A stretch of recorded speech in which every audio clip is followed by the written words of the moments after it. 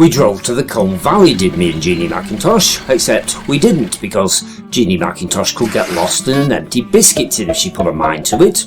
After circling what appeared to be the same fell 4 times and clearly getting nowhere, we serendipitously stumbled across this imposing wayside monument, which Wikipedia describes as the Pinfold Cross, a memorial to a former servant at Stonyhurst College, and fiddler, aren't they all? James Wells, who fell to his death in a nearby quarry on February the 12th, 1834. Now armed with a rough idea of our location, we set off again, this time with reinvigorated optimism, but we only made it as far as the leafy village of Great Mitton before being overtaken by hunger. What's so great about Great Mitton we couldn't honestly say.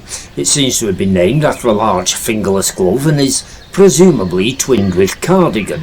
We stopped for lunch in the graveyard of what Jeanie McIntosh assured me was an Edwardian church, Victorian at the latest. As it turned out, All Hallows was actually constructed in 1270. It contains a vicar's board dating back to 1103, where the singularly named Ralph, they didn't go in for surnames much back in those days, put in several appearances. God knows where Ralph preached, seeing as the church wouldn't be built for another 165 years, from a pulpit in a field perhaps. There's some interesting stuff in the churchyard of All Hallows, previously the Church of St Michael, sponsored by Blackburn Rovers Football Club. There's a sundial dated to 1683, stuck in a base that, to me if nobody else, looks a lot older, and a stone sarcophagus similar to those found, well, everywhere in Lancashire. It's probably medieval. And the Calvary Cross, believed variously to have originated in Whalley, Sawley and or Cocker Sands Abbey. Said Calvary Cross was broken into fragments during the Reformation and destroyed, although apparently not quite destroyed enough. Its head was rediscovered on the bed of the Ribble in the 19th century, or something like that. This last remaining segment dates from the 13th century anyhow, and proved to be an interesting object to look at whilst I ate my egg butties and tried to look educated. The interior of the church is stuffed to its creaking gills with medieval tiles, ancient carvings rescued from Sawley Abbey after the dissolution, blistered old wall panels, 16th century pews and other eclectic ecclesiastic stuff. There's a spiral staircase running up one corner of the 15th century tower, encased behind glass like some sinister jar baby. Although you can book a tour of the steps if you want, Jeanie McIntosh would probably still get lost on them. The best bit about All Hallows, however, is the Tudor chapel, containing the reclining alabaster figures of various members of the Shireborn family, pronounced Sherborne possibly.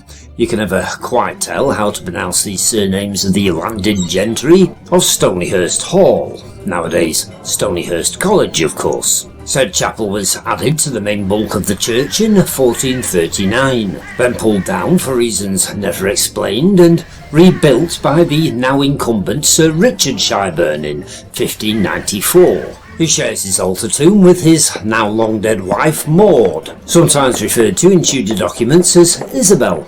An awkward mistake for Sir Richard to make on his honeymoon, I suspect. The bas relief on the north wall is dedicated to the aforementioned Sir Richard's son, also called Richard, who died in 1629. 3 other altar tombs, arranged claustrophobically along the same wall, belong chronologically to Richard, who died in 1668, Richard, who died in 1689, and his son Richard, date of death unknown.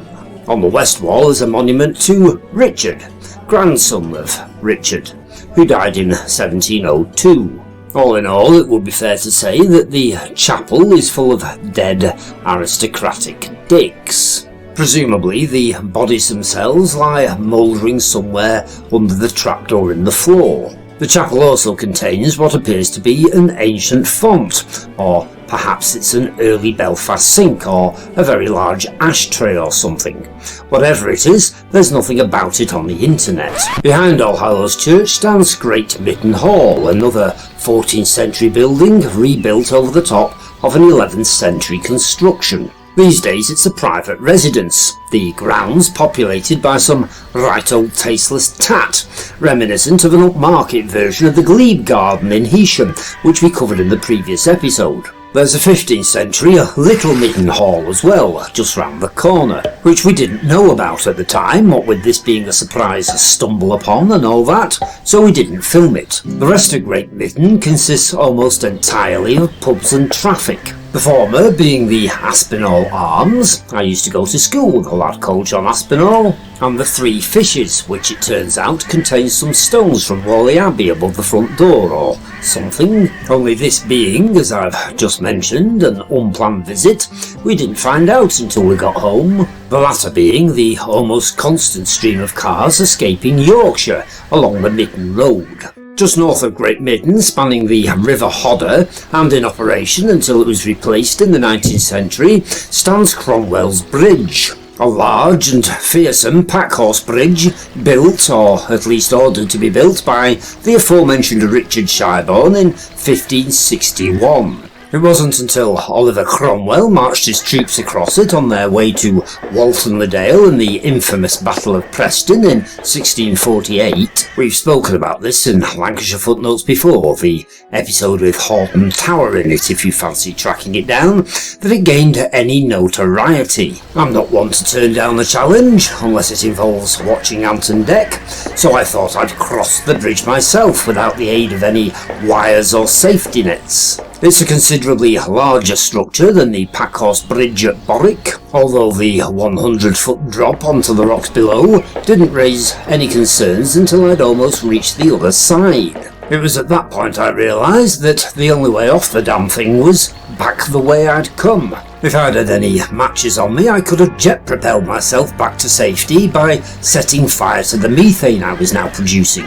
It's a good job it wasn't windy when Cromwell's troops marched over these exposed stones, otherwise history might have been very different and we might still have a monarchy to this day. Now fully committed to Great Mitton, having abandoned the Colne Valley to a future episode, we thought we'd drop in at Stonyhurst College before it went dark, to take a gander at the table on which Cromwell was said to have slept in full armour, for fear of the Catholics molesting him in the middle of the night. But Stonyhurst is a school and they don't like people with cameras, or poor people come to that, so we buggered off home instead.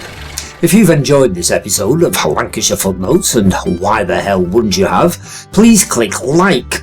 It doesn't help with the algorithms, but it makes me feel slightly better about having wasted my time putting this rubbish together. Subscribe if you want, and don't forget to join us for the next exciting episode.